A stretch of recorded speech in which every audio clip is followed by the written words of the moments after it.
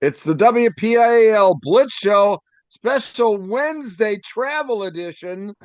I'm Bruce Badgley with my buddy Ian McMeans. And listen, we thank everybody for hanging with us and that. And, that's the best part is that, we've got fans and that kind of follow us. And we tried to keep everybody informed on social media. But you're back from the wilds of District 2 and ready to talk WPIAL. Yeah, I made a little sojourn out to Scranton over the weekend and had a 5 hour drive there, 5 hour drive home, and didn't get back till late Monday night, and so we had to push this show till Wednesday because Bruce was you were doing a lacrosse game last night on Field Tuesday night, hockey field hockey. did the state semifinal field hockey. It was between Via Maria and Emmaus. Emmaus was the 3A champion last year. Via Maria, the 2A champion last year. Via Maria got moved up, and so they battle it out, champions in the semifinal. And Via Maria moved on. They scored a goal with 17 seconds remaining in overtime Wow. to beat Emmaus. Both of the teams nationally ranked. I mean, it was a lot of fun. Yeah. And Via Maria, that's like the other half of Erie Cathedral Prep, right? That they're kind of like partner schools there, What's in I think. Malvern? This one's in Oh, Malvern. Malvern. Oh, okay. Gotcha. Okay. So, All right. but yeah, Well, I know what you're talking about with prep yeah. and everything like Yep. that. So. So people may not have expected some field hockey talk. We cover everything here on the WPIAL Blitz Show. But thank you everyone for joining us tonight. We really appreciate you taking time out of your day, whether you're watching us live or watching us later, to join in on the show. And we had, it feels kind of weird now that the games were Friday. It's been a few days removed now, and we're almost looking, a couple days in advance of this week's games Yeah. where we have some WPIAL championships this weekend. So a lot to cover tonight, and let's get to it. So thank you everyone for joining us. You obviously know where to find us on YouTube, on social media. You can check out my game preview articles on steelcityblitz.com. We'll have in-depth previews of both of the WPIAL championship games happening this weekend, as well as a preview post on the semifinal games happening in the other classifications. But before we get into the WPIAL stuff, we had a few results this week that I think we should talk about that have statewide implications. That What? No. yeah. So starting in the WPIAL in the 4A semifinals, Thomas Jefferson knocking off Aliquippa. So that ends Aliquippa's not only 3-year run of reaching state championship games, 3 consecutive WPIAL titles, but also a 16-year streak of making it to the WPIAL championship game, which Wow. is just, I mean, That's it's and yeah, that's another record that'll never be broken. unless Aliquippa does it again. but I mean Right. that spans back to when they were in double A in from 2008 onwards to 2016 when we went to 6 classifications. They played in 3A, then got forced up into 4A, and the state tried to force them higher, and they were able to stay in 4A through some legal challenges. So just an incredible streak. And let's not forget, Aliquippa was a like 1A, 2A size school that was playing up or was forced up into higher classifications. They opted to play up into 3A. They were forced up into 4A, but still just an incredible streak for that Yeah. program and everything that's gone into it. The last time Aliquippa didn't make a WPIAL championship game, they were knocked out in the semifinals by a Jeanette team that had this kid named Terrell Pryor, who was pretty darn good. Yeah, the only thing that comes anywhere close to that actually would be Southern Columbia, and that Well, streak that's came to an end. that's an excellent Okay, segue there we go. because Ding, ding, that's ding, ding, ding, ding, ding. I there didn't you know that was go. coming next. Yep, that was obviously the one coming next. Yeah.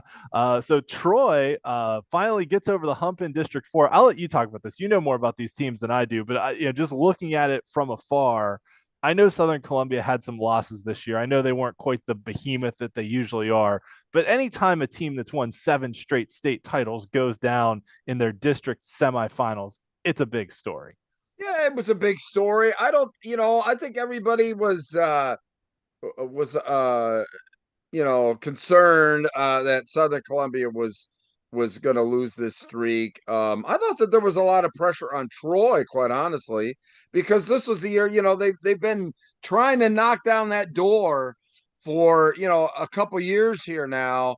And this was clearly the year that, going into the game undefeated, that this was their time. And I felt there was a lot of pressure, but they didn't play like they were under pressure. I think it was 69-28 or something like that was the final. And so, yeah, now I think that here's the thing. I'm concerned about Troy and this whole, the emotion left in the tank, because, their goal for the last few years is to just beat Southern Columbia. Well, they just did. So, Mm-hmm. is there anything emotionally in the tank for them to move on in the state tournament? Is what I would be most concerned about. If I was sitting down and was going to ask a question of the coach, it is there any emotion left in the tank? Yeah. Because I gotta believe that it's pretty empty.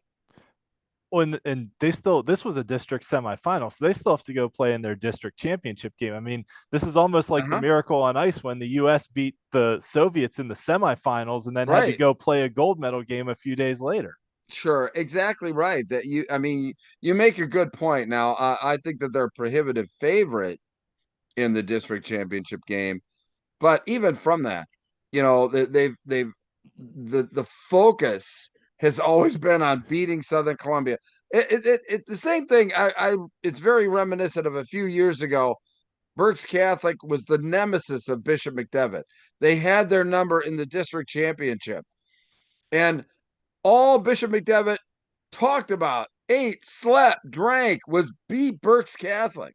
Well, they beat Berks Catholic in the district championship and then got waxed by Cathedral Prep then in the state because there was nothing left in the tank. So um, teams have to safeguard for that, and I'd be highly suspect that Troy would go very far in the state tournament just because of that. Yeah, yeah, yeah. But not all of the Oh, state champions went down. St. Joe's Prep edged out LaSalle College in the Philly Catholic League 6A championship game, and now they play Imhotep in the D12 championships. If I remember correctly, in 6A, you've got the Catholic League champion plays the Public League champion for the District 12 title. So I know that St. Joe's Prep LaSalle game was one of your kind of featured games of the week last week that you had talked a lot about on your Fresh Set of Down show. Eastern PA football had a lot of coverage of it. So, that was what, a 21-14 game, I think? it was 21-14. And clearly St. Joe Prep, I think, played and had to play their best game of the year to beat LaSalle. LaSalle really didn't get anything going offensively. A back end defense for St. Joe Prep was really outstanding. Um, and that Gavin Sidwar, quarterback for LaSalle, top flight quarterback, he did have some time. But I tell you what, that back end defense just tremendous for St. Joe Prep, and just enough really to beat them. Yeah.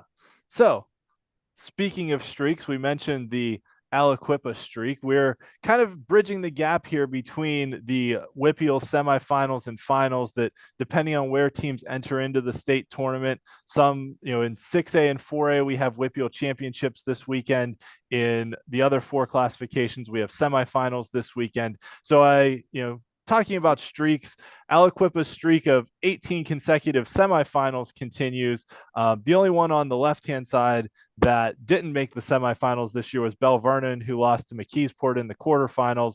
But on the consecutive championship game streak side, Aliquippa's run of 16 straight title games, just incredible run, comes to an end. Beaver Falls this year also, I mean, we didn't talk much about them all year because No, they didn't win a game. They were just not a good year for Beaver Falls, but this was the first time since moving down from 3A to 2A that Beaver Falls did not make the WPIAL championship game. So really down year for Beaver Falls. Hopefully that program's able to turn themselves back around. But those two streaks come to an end. But with them coming to an end, now the two longest consecutive championship streaks are both among 6A teams that are now playing each other, with Central Catholic and North Allegheny facing off for the third straight season. So the semifinals, mostly perfunctory. We did talk last week about how I thought, Mount Lebanon might be able to hang in with North Allegheny, and they hung in there for 3 quarters. It was 28-14 at the end of 3 quarters, and then North Allegheny just poured it on and scored 3 touchdowns in the fourth quarter, and that was that. And one of those was on a pick six. But so the it's what happens. Central just blew out Seneca Valley. That was a mercy rule game at halftime. But Mount Lebanon hung around for 3 quarters, so the arrow's pointing upwards for the Blue Devils for next year. But nevertheless, third straight season where it's Central Catholic and North Allegheny facing off for the WPIAL championship game. Once again at Norwin. This week's championship games are both at Norwin. Next week's championship games are all at Acrisure Stadium, formerly known as Heinz Field, but Heinz Field is now in Aliquippa technically, so we have to be, precise about this. So looking at these two, very familiar. Everything we expected to happen this year in 6A is pretty much what happened, right? The Central and North Allegheny played once in the regular season, and they're going to play again for the championship. And let's not forget that the last couple of years, the team that won in the regular season has not won in the championship game. That is right? correct. Central blew out North Allegheny last year in the regular season, and then North Allegheny came back and beat them. I think it was 48-41 in the championship game. This year, it was a tighter game. Central only won 27-14, but here we are again in the championship game. That said, looking at these two teams, to me, and this is no offense to either of these squads, I don't think either of these teams are as good as they were last year. I think the last year's versions of these teams were better than both of these iterations of these teams. That said, they were obviously better than the rest of 6A, and whoever wins will be champions and known as champions forever. So, objectively, last year's Central team might have been better, but if this year's Central team wins the championship, they'll be known as champions, and the other one won't be. The other thing going for Central Catholic is they have not won a WPIAL title since 2020, which means for a program with as storied a history as Central Catholic has, this senior class at Central, if they don't win this game, would be the first senior class this century to not win a WPIAL title at some point during their careers. Because if you look at the WPIAL championships line here, Central won their first one in 2003 and has carried through and won 8 total up through 2020. So every senior class that's come through Central since the turn of the century has won a WPIAL title at some point, except this one right now. So this is their time. And you talked a lot earlier this year about how there was tremendous pressure on Central Catholic in the first meeting. And I think it's even exponentially more this year to bring home that championship. I totally agree. They've been underwhelming, underachieving, and the expectations are very high. And so, yeah, I think there's enormous pressure on Central Catholic to come away with a win this week, especially over North Allegheny, who has kind of set them back in the WPIAL championships here over the last couple of years. One, North Allegheny, who's really the one that has kind of flipped the success, in the 6A for the WPIAL. So yeah, I think there's a lot of pressure. Yeah, I agree with you. And this is, I said I thought last year's Central team was better, and I still think that, but this is still a very good Central Catholic team. I mean, they've got Bradley Gompers, who's a Duke commit. He plays linebacker and tight end, slot receiver kind of role. He's been their leading receiver this year. Xavier Thomas is a Penn State committed defensive back. He also plays some receiver for them. And they've got a lot of other really good. Colson Gatton's another good linebacker on the team. Got some other good linemen, edge players, things like that across the board. That this is a very good Central Catholic team, and I think they're a better team than North Allegheny is. North Allegheny just has that pedigree and has, the coach in Art Walker, and we had him on the show last year, that it's just, he knows how to get it done in WPIAL championship games and knows what it takes. And North Allegheny, with their running game's been coming along lately with Luke Rohan and their dual threat quarterback Brady Brinkley, and they can just find ways to beat you. And across the board, Chris Hoke, former Steeler, his son is on North Allegheny's line, I believe. So just a lot of pedigree here in this game. But I think really one of the things this game might come down to is kicking. And North Allegheny, their kicker Peter Notaro is an Alabama commit, and Central's got a pretty good kicker too. I think he's going to like Toledo or something like that. But nevertheless, I mean, those are the hidden yards in the game, right? That those are the ones where, or maybe it's Akron, but those are the yards, right? The kickoff yards, the punting yards, being able to Yeah. hit a long field goal. Pierre Notaro has multiple 50+ yard field goals this season, Yeah. so that's really kind of the X factor in the game. Is if it's close, you've got two premier kickers in this game as well. I think it's going to be close. I look. It's always for me. It's special teams, special teams, special teams, and it does. It is an enormous help to these coaches when their scoring zone gets extended by a kicker. Okay, in their play calling, if they've got confidence in that kicker, hey, that really it helps them on the play calling perspective, that they can call a much more high percentage play once they get inside, say the 30-yard line, than they would if they've got to get a first down, in third and long or what have you. So I think there's an enormous difference there, but yet, I just think that Central Catholic, really about time that they're going to break through. Yep. So looking statewide, we talked a bit, the WPIAL champions up here in the upper left corner of the bracket. The WPIAL champion will face the winner of Williamsport out of District 4 and State College out of District 6. State College is a really, really good team. I think State College probably wipes the floor with Williamsport. And then the winner of that game would face the inevitable District 3 champion on the bottom side in the semifinals. We talked a bit about that LaSalle College St. Joe's prep game, and now St. Joe's plays Imhotep Charter, who is the defending 5A champs that had to move up to 6A this year in the District 12 championship game. So 16 teams left, so I just winnowed it down to my WPIAL Blitz rankings here heading into the weekend. You can kind of see where teams stack up with each other and how they've been ranked so far this year. But overall, any thoughts on the statewide side once we get a WPIAL champion here, that about who they're going to have to face on the road? Well, State College is going to be, the first big nemesis. And that just Coach Lintal there done a great job reloading a State College team that was decimated by some departures last year. And District 3 is going to have a pretty a good representative.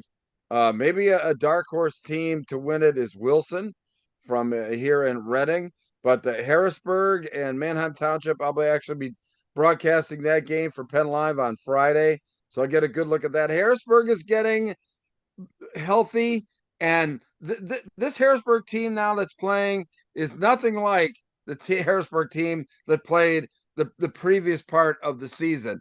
They're getting healthy. It's a completely different dynamic. I'm really anxious to see them play Manheim Township. I'll be at the Imhotep St. Joe Prep game on Saturday. I tell you what, Prep really is a machine. I was really impressed with their quarterback as well. Folk really made good decisions with the ball. Had a nice 60-yard touchdown pass. And that wasn't a yak. I mean, it was a nice rainbow down the sideline. So he's got some arm talent. That's going to stretch the field. That's just bad news for everybody else, quite honestly. Yeah, and we had some upsets in District 11 too. Emmaus knocked off top-seeded Easton, and then Parkland knocked off second-seeded Freedom. So, whoever comes out of District 12 is probably going to have a lower seeded opponent out of District 11 that they'll have to face in the next round too.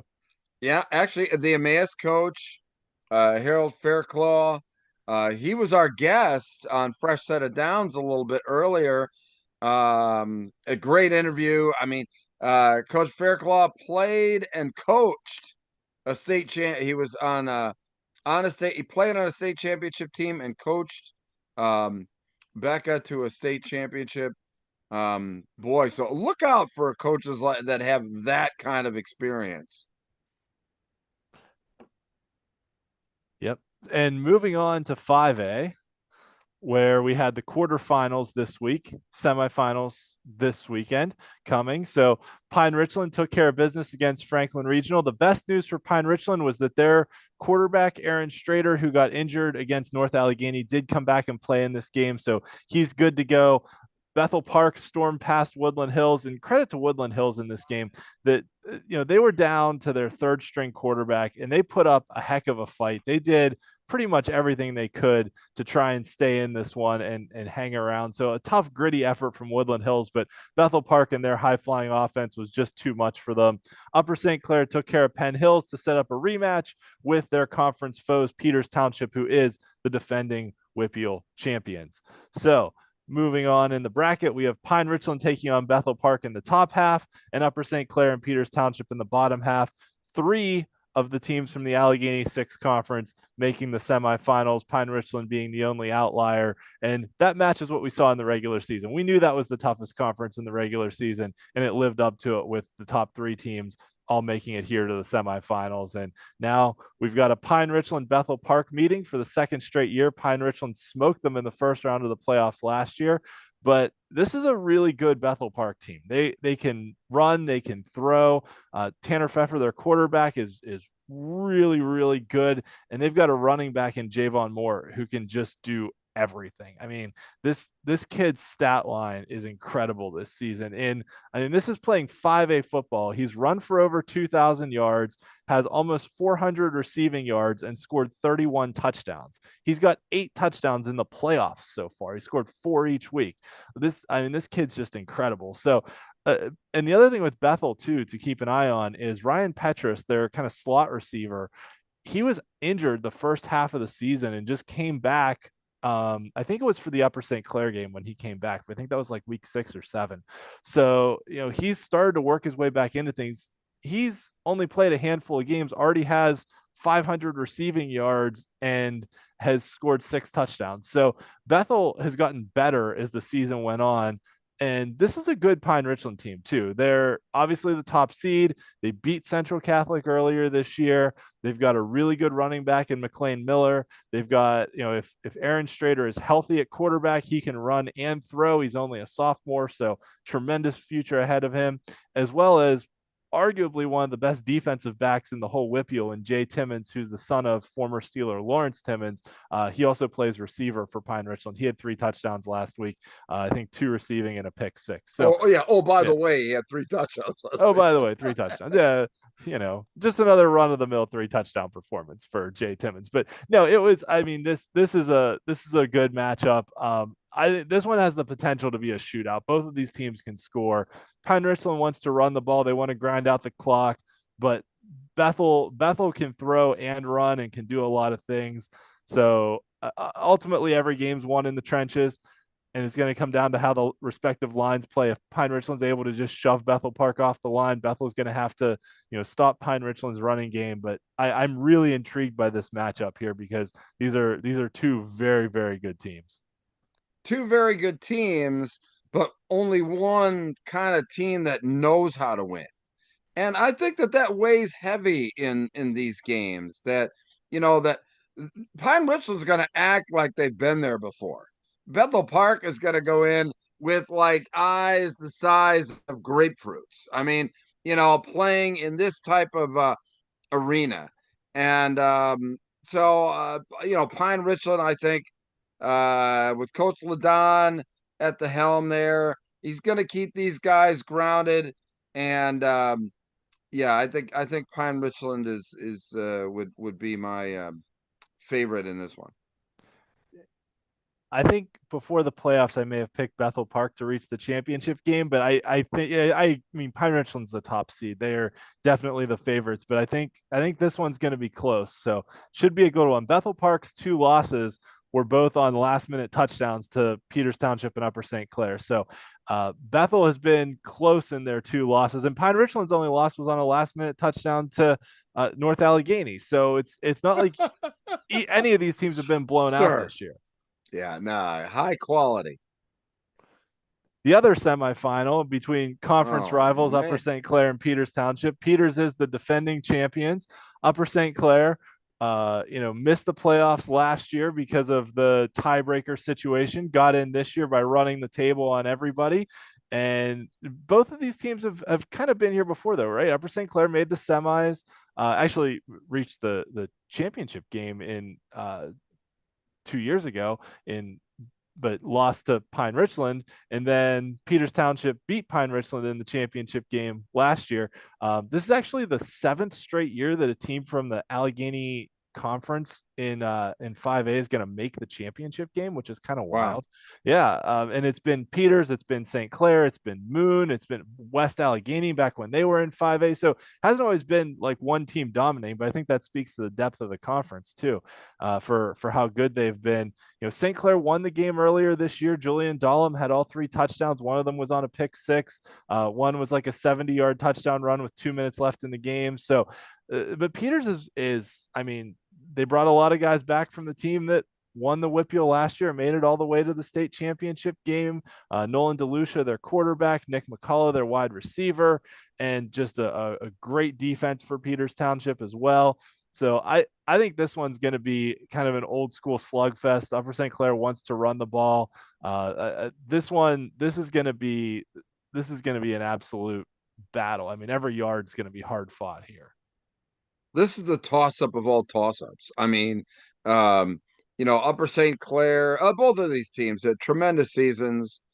Peters just kind of taking last year and just basically adding on to it, this season. And so the momentum is, clearly on their side. It's really going to be hard to pick a winner in this game, just for that simple fact. High quality teams and familiar with these types of situations. It's going to be a lot of fun to watch. It is. And I'll go out on a limb too and say, I think whoever wins this game wins the WPIAL championship. Okay. So I think both of these teams could beat whoever wins the other game.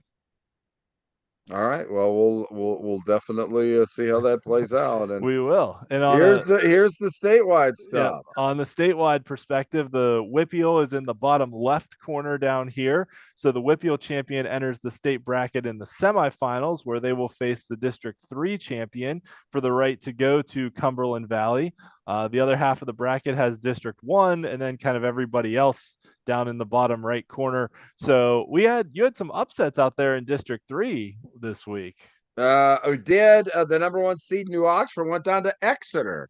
Second straight year, New Oxford was the top seed and lost, right? That is correct in their first round game. And Exeter now faces an undefeated Conestoga Valley team that beat them, or Exeter lost. They scored on the last play of the game, went for two to try and win and failed. So that's what preserved Conestoga Valley's undefeated season. Now, ironically, they're facing again to play for a district champion, and the winner of Mechanicsburg and Bishop McDevitt. I mean, I saw McDevitt last week. I mean, they just come at you in waves. I mean, tremendous talent. Stone Saunders is on a mission here. He's got the all-time passing yardage record in the state in his sights. If he can get to the championship game, he's likely to break it.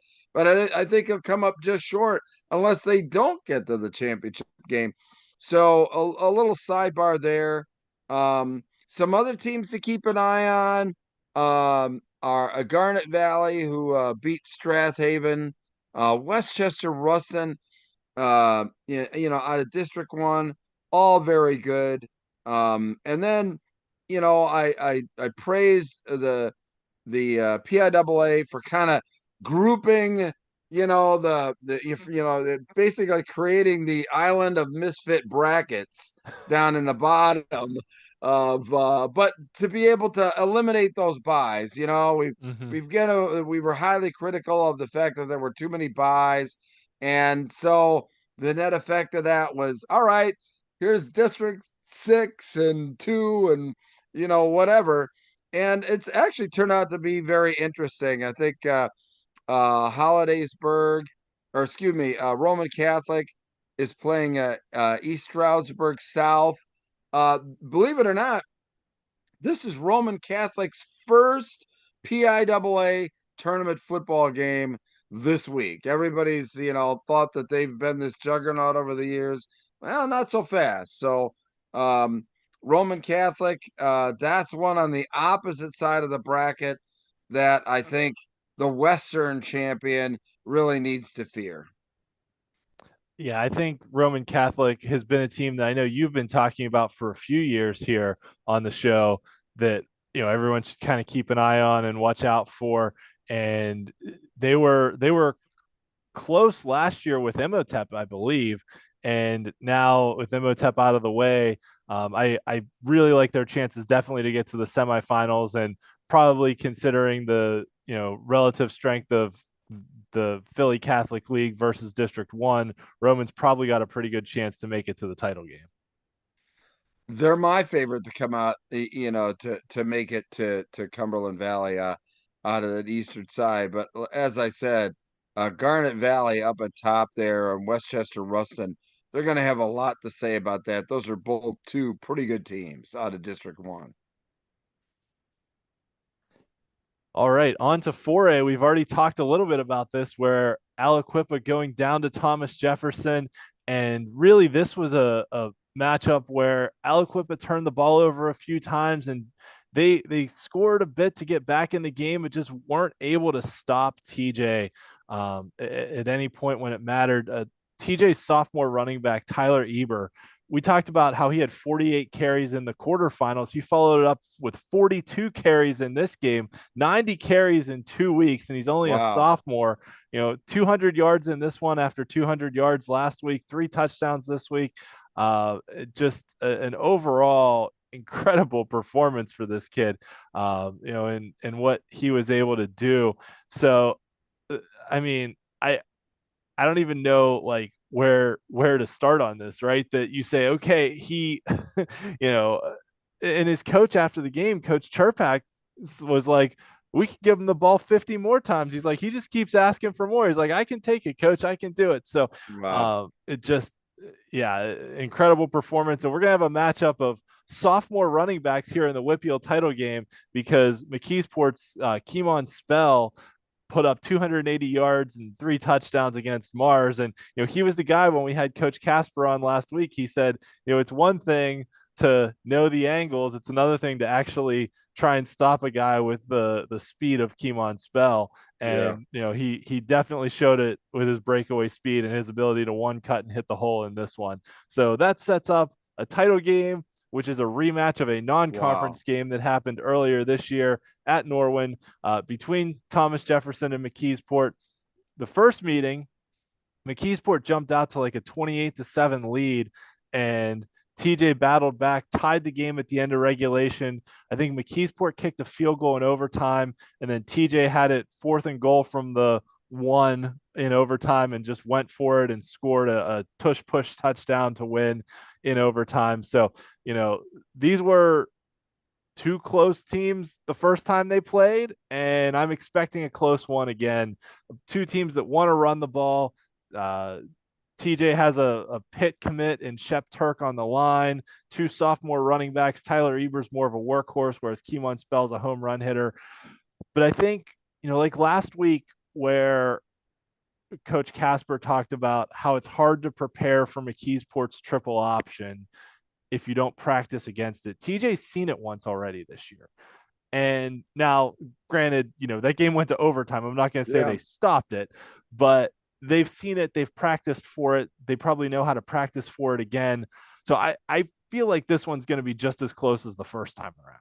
No, I would totally agree with you. I think that, having having a taste of playing against that style is enormously important for Thomas Jefferson.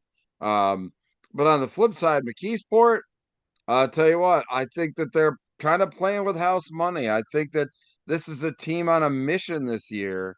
Um, that's why I think the game's going to be enormously close. It is, and with McKeesport, the their downfall is always if they get behind because they they run that triple option and they want to run the ball, but if they get behind and have to throw, it takes them out of their offense. And Yep. TJ, on the other hand, has a quarterback in Luke Costco who threw for almost 1,700 yards and 20 touchdowns this year. So TJ, if they get behind and have to throw, have done that before. They've thrown the ball this year. They've they have a quarterback that can do it. McKeesport, on the other hand, is very reliant on their running game, needs to keep the game close. Actually, McKeesport really needs to jump out in front early. McKeesport's quarterback, they've played 12 games. He has 100 passing attempts. So that's what, like 8 pass attempts per game on average, roughly. He's not bad. They just don't throw the ball that much. When you're only Yeah. throwing it a handful of times a game, you just don't have that Well, and experience. confidence too. You got to have confidence that you can, throw the ball. Yeah. Yeah, absolutely. So I think it's gonna be a tight one, and I don't know who I would pick in this one. TJ probably has the slight advantage, but I think McKeesport's been like knocking on the door for so long. Right, they were the runners up last year. They've been close a lot lately. They've had some showdowns with Aliquippa that I think these two teams, this is a heck of a matchup, and they're not that far apart in the Mon Valley either. I was shocked to realize that this was the first playoff meeting between the two teams, but then I realized, like, oh, I guess they played in a conference together against each other for so long that playing a conference opponent in the playoffs usually doesn't happen until like the semifinals or so, Sure. anyways. Yep. So looking at the statewide bracket, this is another one where the WPIAL champion, because of how many teams there were, enter the state bracket in the quarterfinals. So the WPIAL up here in the top left of the bracket, having the championship game this weekend. The winner will go on to face either Clearfield or General McLean, the District 10 champion, Clearfield out of District 9. So that game will be next weekend, and then the winner of that would move on to face the District 3 champion in the state semifinals. And this is one that just feels wide open to me. Like it feels like anyone could win. Jersey Shore got knocked off by Shamokin last week with a kind of controversial ending to that game. Yes. That Shamokin may have been offsides on the extra point that they blocked. Some good teams out of District 1. Valley View out of District 2 has been playing really well. So, I know you've talked about Bonner Prendy and Pope John Paul that could potentially meet next week in the quarterfinals. So, in the state quarterfinals. So, who do you like out here, Bruce? I'm telling you what, in District 3, LS is undefeated. They just waxed Twin Valley, this week's opponent, just a couple of weeks ago. Why Missing had bumped up to 4A. They are playing West York. They should make short work of them. So it sets up a rematch of just a couple of weeks ago. LS beat Why I'm Missing to break a long home winning streak there, at least in District 3. So, that's going to set up who probably the WPIAL champion is going to have to go through to get to the state championship. So, I think that that's kind of new for 4A this year, that the WPIAL champ and the District 3 champ are going to have to butt heads to get to Cumberland Valley. I don't know. I mean, I think that from a overall perspective, I like Pope John Paul II. I've liked them a lot all season. Their only loss was to a 6A opponent. Even though they're in the top of that Eastern bracket. Not sure how, that mosh pit down there between District 4, 6, and 11 um, is going to play out. But yeah, I kind of like John Paul II, and I think it's really up for grabs between the District 3 and District 7 champs on, the left side of the bracket there. Yeah. So sounds like, whoever wins between TJ and McKeesport, should have an interesting matchup with either Clearfield or McLean. And then, LS and YO, the powerhouses out of District Wow. 3. And then, potentially next weekend, we could be looking at state quarterfinal games where you've got a WPIAL champion against, I think McLean's a little better than Clearfield probably. So, probably WPIAL champion against District 10 champion, which is pretty much, Western Pennsylvania. And then LS against YO. You could have Bonner Prendy against Pope John Paul. This could be three really good quarterfinal. 3 out of the 4 quarterfinals could be just excellent matchups. Yeah, no question about it. All right, on to 3A, where we had a couple just absolutely outstanding quarterfinal games. I want to talk about this Highlands Amani Christian game first because the score doesn't look it. This game was so tight, right? Amani was down 17-8 after 3 quarters. They score a touchdown to make it and get the 2-point conversion. They make it 17-16. Highlands gives it back. Amani drives it down the field, gets stopped. They have like a 4th and goal play from the 9-yard line. They throw a pass. It gets marked like just short of the end zone at like the half-yard line. So they turn it over back to Highlands and then tackle Highlands quarterback in the end zone for a safety to take an 18-17 lead. On the ensuing free kick, Highlands tries to onside it because there's only like 3 minutes left in the game and they can't stop Amani's running game. So they don't want to give it back to him. Highlands tries an onside kick. Amani scoops it up, runs it back for a touchdown. And then all of a sudden, like all bets are off, right? Highlands throws an interception. Amani scores another touchdown. And all of a sudden it's 17-13. But until like 4 minutes left in the game, this was 17-16 with 4 minutes Yeah. left in this game. This was just a crazy ending that Amani just blew out at the end. But if you just saw this score, you'd be like, oh, Amani beat him, whatever. The story of this game was not what the scoreline indicates. No, and it's for whatever reason, that's a perfect example of teams knowing how to win. Mm-hmm. And the pedigree there at Amani, I think kind of drives teams to almost just inundate their opponent late when they put their minds to it.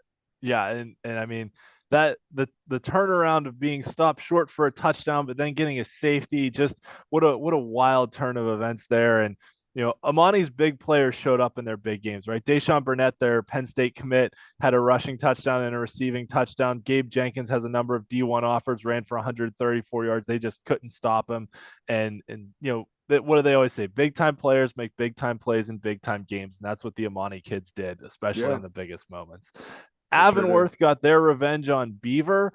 Beaver blew them out. It was like 34-24 or 34-14, something like that. Beaver blew Avonworth out in week 9. It was not close. Avonworth scored a couple late touchdowns. Then Avonworth turns around 2 weeks later on Beaver's home field and mercy rules them. This was 35-0 at halftime. 42-21, it was 35-0 at halftime. Avonworth just came out on a mission. Nico Neal, 270 yards and 4 touchdowns for the Lopes.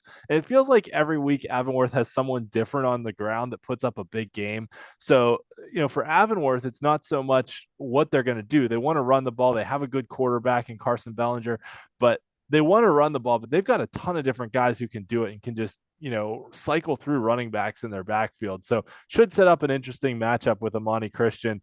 And then Central Valley ran all over Freeport. Their top 2 running backs now both fully healthy, both over 100 yards and 2 touchdowns. And then the shootout of the week between Elizabeth Forward and North Catholic. These two went back and forth and back and forth. Elizabeth Forward kicked a like 28-yard field goal with no time left on the clock as time expired to win that one. But Charlie Nagut, their big running back, had 270 yards and 4 touchdowns. North Catholic's quarterback threw for 300 yards and 2 scores. Just an outstanding back and forth game where neither defense could slow them down. It was just all about the offense in that one. So that sets up Amani against Avonworth in one semifinal and Central Valley against Elizabeth Forward in the Wow. other one for the rights to go to Acrisure Stadium next weekend to play in the championship game. So we'll talk about Amani and Avonworth first. This one just looks to me like it's going to be a shootout, right? Amani can score with anybody. Avonworth has kind of struggled to stop teams on defense this year a little bit, but this one's going to come down to the running game. For as high scoring as these teams are, they both like to run the ball. They both have a bunch of different players that will run the ball, and it's just who can establish themselves in the trenches and move guys and move the line. Amani's got the guys with the D1 offers, but Avonworth is just a scrappy, gritty team, and they've been that way for years. And you think about Avonworth, right? They reached the last two WPIAL championship games, got beat by those very good Bell Vernon teams that went on to win state championships. That if Bell Vernon hadn't moved down to 3A, we'd be talking about Avonworth as the two-time WPIAL champion. So, this is a good Avonworth team that's, probably sees an opportunity in front of themselves that, hey, Bell Vernon moved up and it's there for the taking if they can get past Amani Christian. Yes, but Amani's really good and opted to play up in 3A, and that decision has paid off because they've just been outstanding this season. Yeah, I marvel at how Amani's just taking it upon themselves to increase their competition, but still it's one that I don't think that they fully reconnoitered, the fact of the talent level of a team, say like Avonworth or in 3A, what that was going to mean. Now it hasn't stopped them because they haven't lost a game yet, but they've come close. They have come close a few times, and Highlands played them tougher than anyone so far this year in both of their games. So we'll see how they stack up against an Avonworth team that's been here before, right? And that's always the thing is that you've talked about throughout the show tonight is Avonworth's been here before. Amani lost in the quarterfinals last year, haven't been this deep in the playoffs in a while, or playing up in a higher classification, but they've got the pedigree here, Sure. Right? They've got the they've got the they've got the players with the D1 talent. They've got yeah. So we'll see how this one plays out. On the other side, Elizabeth Forward and Central Valley. So this is, I don't want to say the third straight meeting between these two teams, but they've played in 2020 and 2021. Central Valley won in the championship game in 2020, beat them in the semifinals in 21 en route to winning their WPIAL and state championships those years. And then Central moved up to 4A. So after their sojourn at the higher classification, Central now back in 3A and now now playing again. Now a juggernaut again. Yeah. Now they're playing again. So yeah, we'll see how this one plays out. I think both of them struggled a little bit in non-conference play. They both have, we talked about those running backs, right? Charlie Nagut for Elizabeth Forward. EF has a really good dual threat quarterback in Ryan Messina. Central Valley with their two running backs in Mason Dixon and Jance Henry.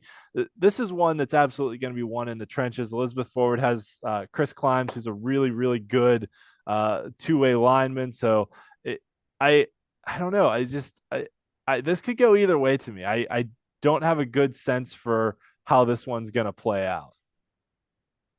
It probably ultimately, like most things do, it gets one in the trenches, and we'll see, who's able to establish the line and establish their running game. Yeah, I would agree 100% with that assessment there, Chief. On the statewide side, the WPIAL in the bottom left corner here, the WPIAL champion enters the statewide bracket in the semifinals. They will face probably the District 10 champion or someone out of the center part of the state between District 6 and District 5 with Penn, Cambria, and Somerset. But Sharon and Hickory, that's a really good matchup in the D10 championship this weekend up north of us here in Western Pennsylvania. But some really good teams on the eastern side of the state, too, that I'll let you talk about. Well, and looking at this bracket here, it's with 3A. I think that there's not the usual suspects in 3A this year. Central Valley being, back or what have you. But I think that there's a lot of really good teams. And the one that really nobody's talking about is Scranton Prep. Very good team, undefeated with the exception of losing to Canisius out of New York. And yeah, I think that's really kind of the dark horse team there, though. On the eastern side, there is Scranton Prep. That's good to know, and I know you've been very high on Danville as well. They're playing Lewisburg in the District 4 championship this weekend, and Yes. um, yeah, so we'll see. And then Northwestern Lehigh also, the defending runners up, still hovering out there as well. They won the District 11 championship over North Schuylkill. Well, it's one that the eastern side of the bracket has an awful lot of talent there, and the District 3 championship is Bermudian Springs against Trinity. Trinity, a great story. They lost 11 starters. 11 starters transferred out. They have an interim head coach, and oh, by the way, they're playing for a District 3 3A championship this weekend. Great story. Yeah, that is. In 2A, the top seeds all won, but we had some close, tight, exciting games. Seton LaSalle blew out Riverside. Steel Valley took care of business against Western Beaver. The Barksdale brothers did what they do. Once again, they're both fully healthy, and now we're seeing, what we've been anticipating for the last year and a half of the Barksdale brothers being that force at Steel Valley.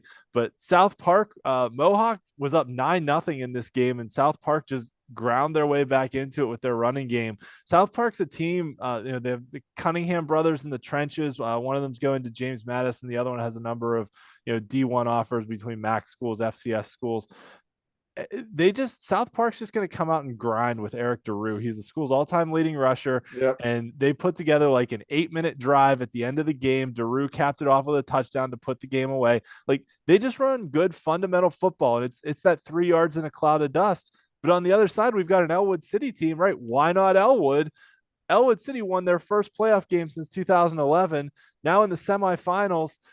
And that was a good South Allegheny team they beat too. What a great storyline. This was a back and forth game. It was basically settled because Elwood made an extra point and South Allegheny didn't. And 2 touchdowns either way, defensive battle.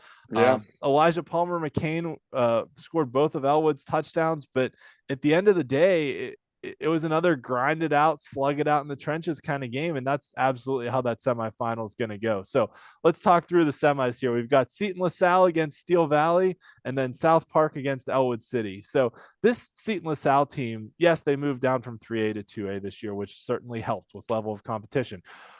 But this is a program that's really turned themselves around. 2 years ago, they went winless. They were 0-10 2 years ago. And last year, they kind of got back into it. We're like a 5-5 kind of middle of the pack team.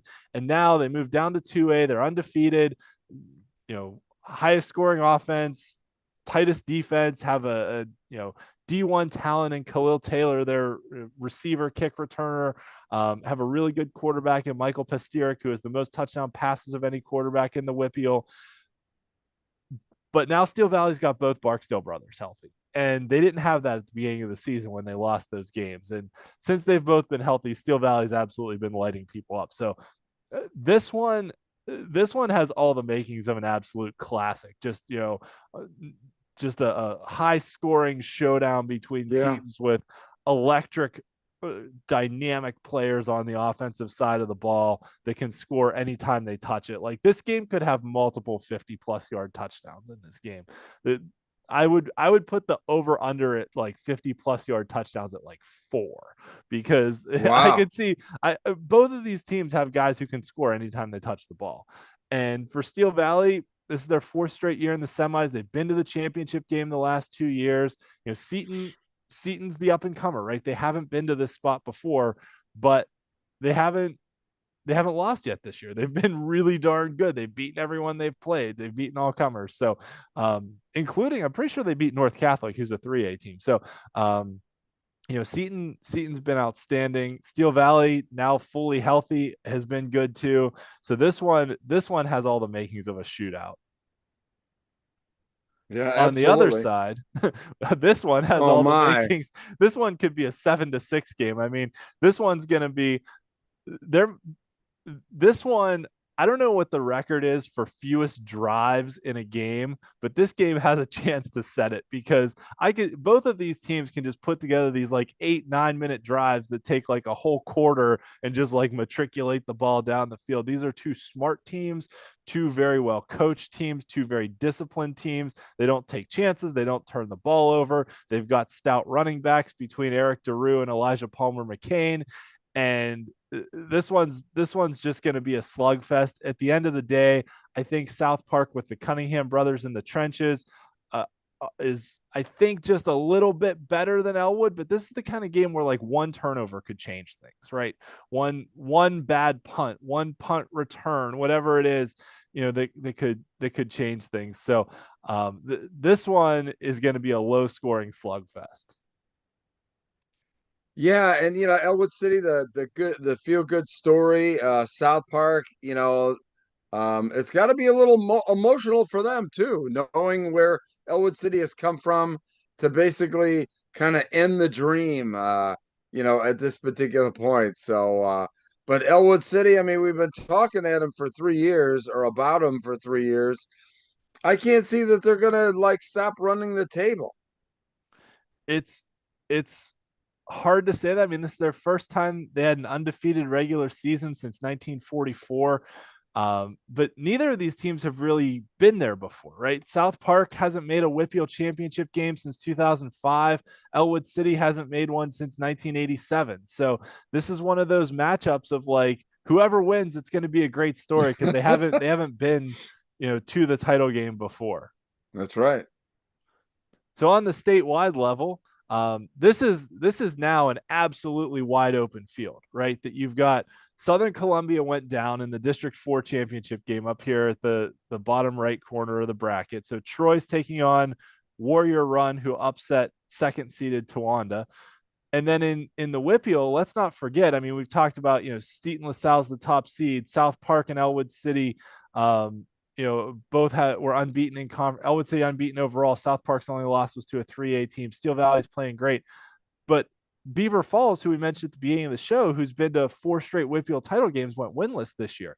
So really, this is like a changing of the guard completely in 2A Mhm. across the state, between Beaver Falls not being in the WPIAL final, Southern Columbia going down in the District 4 semis. This seems like the most wide open of any classification where anyone could come out here and win this thing. Well, in 2A, you've got um Warrior Run and Troy going at it. I think that that's going to be one whale of a matchup there. And the winner then is likely to go up against Steel High, who's moved up. Mm-hmm. So that bottom part of the bracket really going to be interesting. Let's not forget about Schuylkill Haven and Williams Valley in that other bracket on the eastern side. That's also going to be a knockdown dragout. I think the one other game I've got my eye on too is the Farrell versus Central Clarion game. Farrell, Yeah. always a very tough team out of District 10, won the District 10 title once again. Central Clarion got a bye to get here after winning the District 9 championship over Karn City. Central Clarion undefeated. My rankings really like them for what they've done throughout the season. They're ranked pretty highly, but District 9 teams haven't done super well in the statewide bracket. So we'll see how that one plays out now that they're taking on a Farrell team who's always very, very good. Yep. On to 1A now, where Fort Cherry, the defending WPIAL champions, got everything they could handle from a feisty Cornell team. Cornell plays such tough defense, hung in there with Fort Cherry, took them punch for punch all the way to the end, and Cornell just didn't have enough. But Fort Cherry moves on. Jeanette, the only team seeded lower than fifth to make it to a semifinal across the whole WPIAL. What a story for Jeanette here, too. They only had 2 games during the regular season where they gave up less than 24 points. One was a shutout over Springdale, who scored like 12 points the whole season, so that barely counts. The other one was a 20 points against Riverview in the final game of the season. Jeanette in the playoffs held Neshannock to 7 and Greensburg Central Catholic to 23. Like, whatever Jeanette suddenly is doing on defense is working. It's amazing. It doesn't match, like, what the Jeanette has done on defense through this playoff run is just outstanding. And their dual threat quarterback, Kymone Brown, another game with over 270 actually total yards of offense in this one, 2 touchdowns. They faced 2 pretty good dual threat quarterbacks in Gino Mazzocco from Neshannock and then Samir Crosby from Greensburg Central Catholic, and now probably face the best one this coming week in Matt Seg. But Kymone Brown has outdueled those guys each of the last 2 weeks, which is pretty awesome to see from Jeanette. So really cool to see them, kind of continue their turnaround story, get themselves back to the semifinals. On the other side, Clairton pretty much matched their season averages. They came into this one averaging 54 points a game. They put up 54 points, and Clairton's only given up 2 defensive touchdowns all season and didn't give one up here to California, who came in with the WPIAL's leading rusher. The other one, Southside Beaver, hung in there with Bishop Canavan for the whole game. I mean, this was a absolute slugfest that Canavan had to kind of hang on to win. Southside runs a triple option offense, and Canavan had a tough time slowing it down, but ultimately not a lot of points scored in this one. So this sets up now Fort Cherry against Jeanette in one semifinal and Clairton taking on Bishop Canavan in the other one. So the first semifinal between Fort Cherry and Jeanette. Fort Cherry, the defending WPIAL champions. Jeanette has come a long way to get back to this point, that they won the WPIAL championship in 2020, won the state championship that year, and then had just a ton of players transfer out and leave. Didn't win the state championship. Sorry, they made it to the state championship that year. They lost to Steel High, I believe, but had a bunch of players transfer out, a bunch of players graduate, had a really down year, had some coaching changes, and have Tony Polone out there has done a great job just slowly building that program back up and now getting back to the semifinals. So Jeanette really on an upward trajectory, but are facing the defending champs in Fort Cherry with a fully healthy Matt Seg. This is going to be a tough task for a Jeanette team that, at least until recently, has struggled to stop teams, and Fort Cherry can just score in so many different ways. I mean, Matt Seg, what he can do with his arm, with his legs, Shane Cornally at receiver. And the thing that always impresses me about Fort Cherry is anytime you watch their highlights, they're all in, all 11 guys. It's not just Matt Seg running the ball. It's the wide receivers blocking for him. It's, everybody just being all in on every play. And the way they execute is really, really impressive. Yeah, absolutely. In the other semifinal, Clairton, in the semis for their second straight year. Kind of hard to believe that a team as storied as Clairton, that it's been 4 years since they made a WPIAL championship game and haven't won one in 5 years. So this Clairton team has a really, really good set of young playmakers, and they can just beat you in so many different ways, between Jeff Thompson throwing the ball, Drakir Jones, Michael Ruffin, Dante Wright. They run through a bunch of different running backs, but Canavan's a tough team. They've got a quarterback with a big arm in Cole Olszewski, Meonte Mott, their running back, a couple good receivers. So this should be a really good game. I mean, Canavan can score and they can play defense. So this one should be good. Both of these teams were in the semifinals last year. Both of them lost in the semis last year. So, it could get on a hand early going the wrong way. It could, but I think both of these teams have enough offensive talent that they can come back too. Clareton's defense has been so good this year, though, and their secondary especially is so good that if Clareton gets a couple interceptions early, it could turn into a really long night for Canavan. But if Canavan's able to throw the ball, which no one's been able to do against Clareton, Right. but if Canavan's able to throw the ball, I think Olszewski might be a better passer than anyone Clareton has faced yet this year. They faced some other dual threat quarterbacks like Samir Crosby and Kimon Brown, things like that. They shut out both of those teams, but I mean, Clareton's on a mission. This is Clareton and Fort Cherry. These are their games to lose. I mean, they're the presumptive favorites here. And looking at the statewide bracket, the WPIAL champion, I think, is probably going to be whoever it is, probably going to be heavy favorites against whoever comes out of the top half of the bracket. Port Allegheny and Red Bank Valley in District 9, those two have kind of been the premier 1A teams. They've both won 1A titles there in District 9 over the last few years. WPIAL champions have faced them each. And then Wilmington out of District 10, that's a team that the WPIAL teams are familiar with too. We've heard their name quite a bit in the past. Greenville, I think, is kind of a turnaround story. I don't think Greenville's been good for a while. So I have to ask our buddy Bob Greenberg out of District 10 about Greenville. But the Eastern, I'll say Eastern in quotation marks, because really the east of this bracket is kind of confined to the top right corner. The bottom right has Westinghouse out of the Pittsburgh City League and Bishop Guilfoyle out of Altoona in District 6, which could potentially face off in a state quarterfinal that would be at least semifinal quality worthy between those two teams. Yeah, huge opportunity for an event with those two. Yep. Anyone you like out of Lackawanna Trail, Muncie, DeLone Catholic, Belmont Charter? Lackawanna Trail has been outstanding in 1A this year so far. DeLone Catholic, they play very meticulous. They're going to keep it slow, which kind of, I think, blends into the hand that they've been dealt by the PIAA for the entire season. Beyond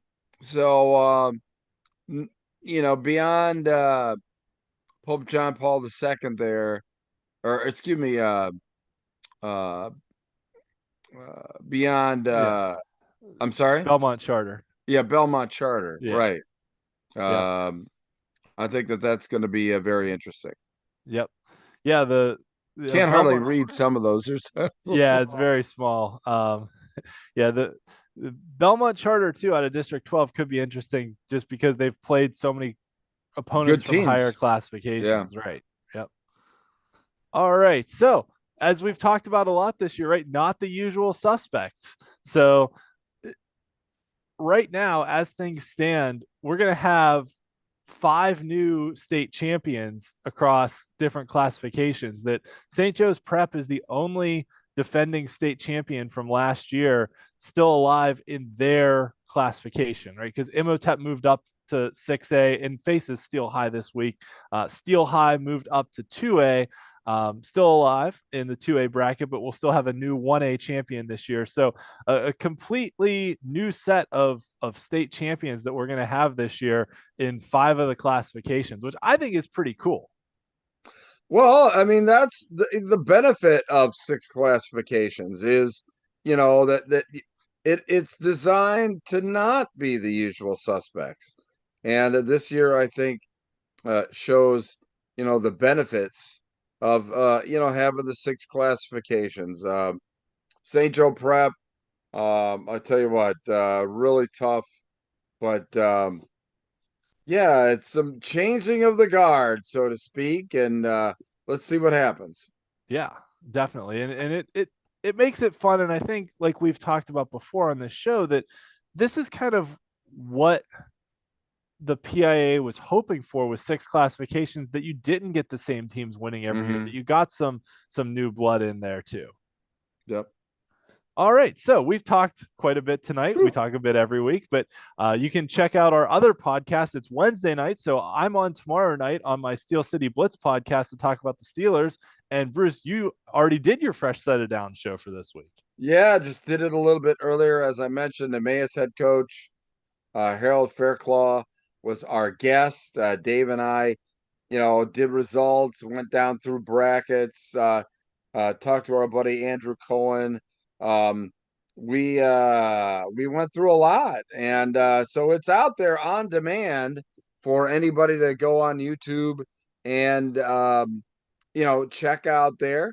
But Dave Micah, just a fantastic guy to do the show with, and we kind of merge our two shows together for the Cumberland Valley edition coming up in a couple of weeks. So I guess it's the fresh set of WPIAL Blitz. I don't know, something like that.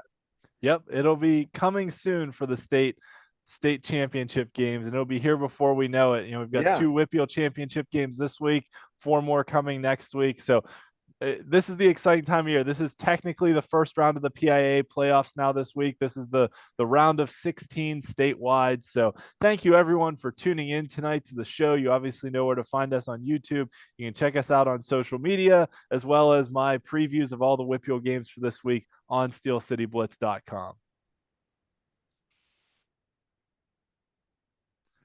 Yeah, I tell you what, Ian, just an incredible effort with putting together everything while you've been traveling and everything else.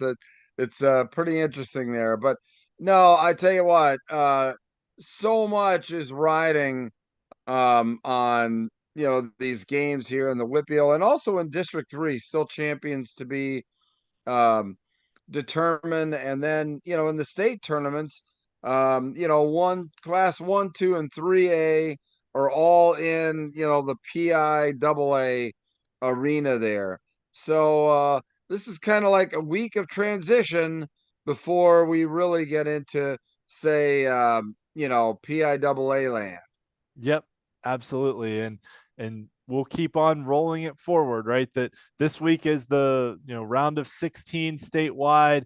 Next week will be technically the state quarterfinals, even though a lot of them will be WPIAL championship games. So we'll be back on Monday next week and previewing everything that's happening both in the WPIAL and statewide as we start to move through the WPIAL championships and toward those state title games. All right. Thanks to my buddy Ian, and thanks to all of our fans out there. We had a lot of people watching live here this week, Ian. So obviously everybody wanted to get their WPIL Blitz Show podcast fix. So They must have. It's good though. It's all good. yeah, listen. Thank you so much, fans. Listen, we'll be back next week with another edition of the WPIL Blitz Show. For Ian McMeans, I'm Bruce Badgley. Thanks for watching. We'll see you